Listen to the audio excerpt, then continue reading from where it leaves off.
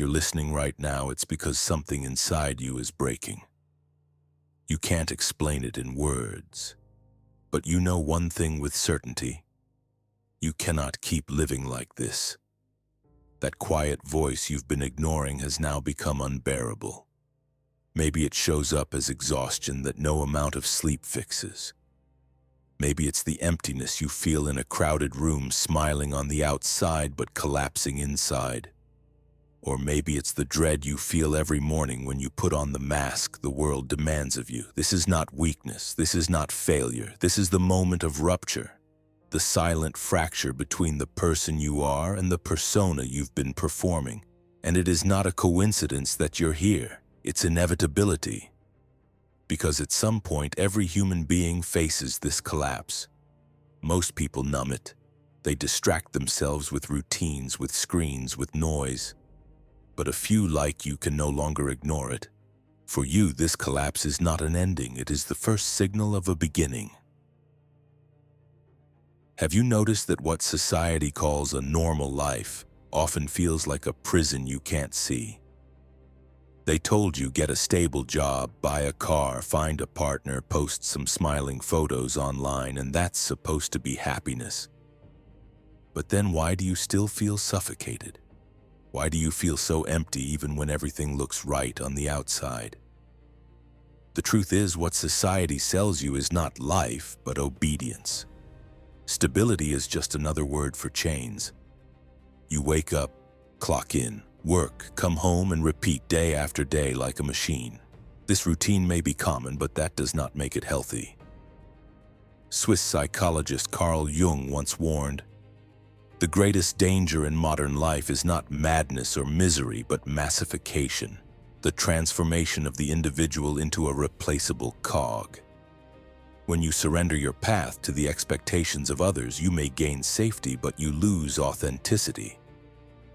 Think about it. Is your exhaustion really from the work itself? Or is it from constantly pretending? You smile, but you feel numb. You maintain appearances, but your soul is quietly dying. So no, you are not too weak. You are simply too awake. You suffer not because you are failing, but because you finally see the truth. This so-called normal life was never designed for your soul. Once you've seen through the lie of normal life, something else becomes clear. Your suffering is not meaningless. It is a language. The anxiety, the emptiness, the fatigue you carry, they are not signs that you are broken. They are signs that you are awakening. Carl Jung once wrote, "Neurosis is always a substitute for legitimate suffering." In other words, your symptoms are not enemies. They are signals, messages from the unconscious knocking at the door of your awareness. They are saying, "You've reached the limit." It's time to change. The tragedy is that most people misinterpret these signals. They treat them as defects to be eliminated. They medicate, they distract, they drown themselves in work, entertainment, or shallow connections. But that is like silencing a fire alarm while the house continues to burn. Suffering exists for a reason. It is not designed to crush you, but to stop you, to force you to look directly at yourself. It asks the uncomfortable question, am I truly living or just mechanically existing? And think about this. Why did you find these words right now at this exact point in your life? It is not mere coincidence. Jung called it synchronicity, the moment when the unconscious arranges outer events to mirror inner readiness. Sometimes it appears as a dream, sometimes as a book, and sometimes as a video like this one. So stop treating your suffering as a flaw. It is not weakness, it is not shame. It is a map, a doorway leading you out of illusion and toward the life that is truly yours. Your pain is not a defect. It is the first door to your authentic self. You thought pain was the hardest part? No, pain was only the signal. The true test begins now, and its name is fear. Fear is not here to warn you. Fear is here to judge you. It stands between you and your authentic self like a beast that devours souls. It whispers almost, stay where you are. Go back. You're not enough. And then it unleashes every nightmare you've ever carried: failure, loneliness, rejection, shame. Fear's mission is simple: to make you kneel. Because fear knows that the moment you step forward, it dies. And the moment it dies, you are reborn.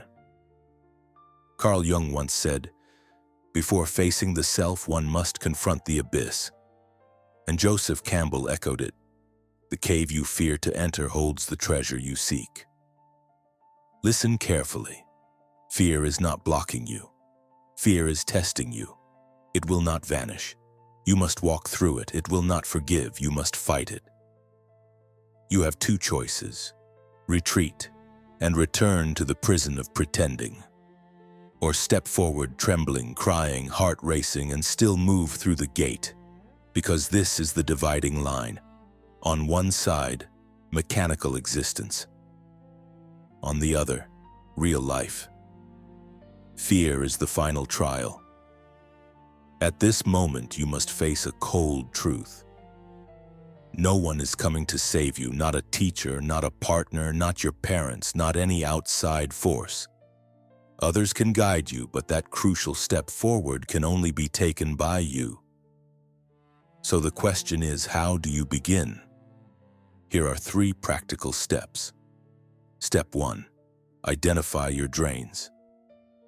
Take a piece of paper and write down the things that are consistently draining your energy.